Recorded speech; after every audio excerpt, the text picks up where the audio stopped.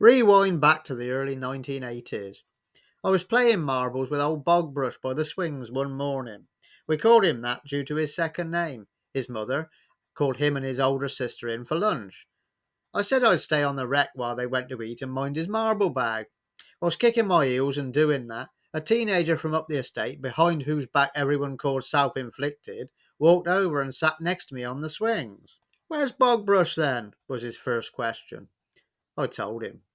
"That is marble bag down there." He pointed at the zip-up old make-up bag that was being used to store the marbles. "Yeah, I'm minding it while they had gone for lunch," I replied. He stared for a minute, then grabbed my arm and forced it up my back, pushing hard at my head until my face felt the rocking horse's cold metal. "Get all the best ones, stash them in your bag, then we can split them up later between us," he ordered. I didn't want to do that. I knew stealing was wrong, but didn't have much choice. The others came back out and we played a bit longer. Then I made my excuses and went in.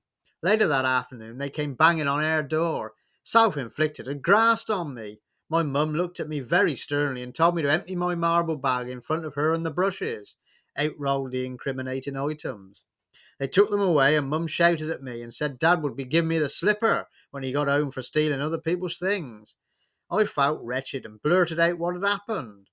Mum just got even angrier. She then left me in the house, marched up the road, grabbed Self-Inflicted, who was still by the swings, and told me if he ever put a hand on me again, her husband would knock his bloody head round backwards. Job done. He never did hurt me again. But news travels fast in small towns like Chinese whispers, and everyone still thought I was a thief. This may seem like a random childhood story or greasy kid stuff, but here comes the relevance. 15 years plus later, and a good while after I'd moved away, this incident was daftly still following me around, silly as that may seem. At the bottom end of the old estate were open fields, and further up the lane a large farmhouse and farm buildings. My friend Beef had a job there as a stockman. The farmer, who was a descendant of the Worcester sauce people Perrins, was clearly in some derelict cowsheds prior to them being converted and needed a scrappy for the metal. Beef put my name forward, and I called him and my old ex-Navy Bedford TK lorry to do a deal. Nothing there exciting, really, just a few bits of old farm machinery and some washing machines, etc. We loaded up the truck. I passed the time of day with the farmer, paid him a little bit of cash, thanked him for the custom, and left. A few days later, I called back in again, just to give Beef a few bob for a drink as a thank you. All done, I thought. Wrong. My father summoned me into his bungalow a few weeks later. "Listen to this," he said, pressing play on the answering machine. The voice of the farmer came on.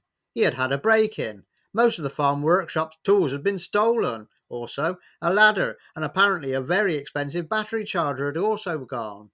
In no uncertain terms, he accused me of the break-in and theft.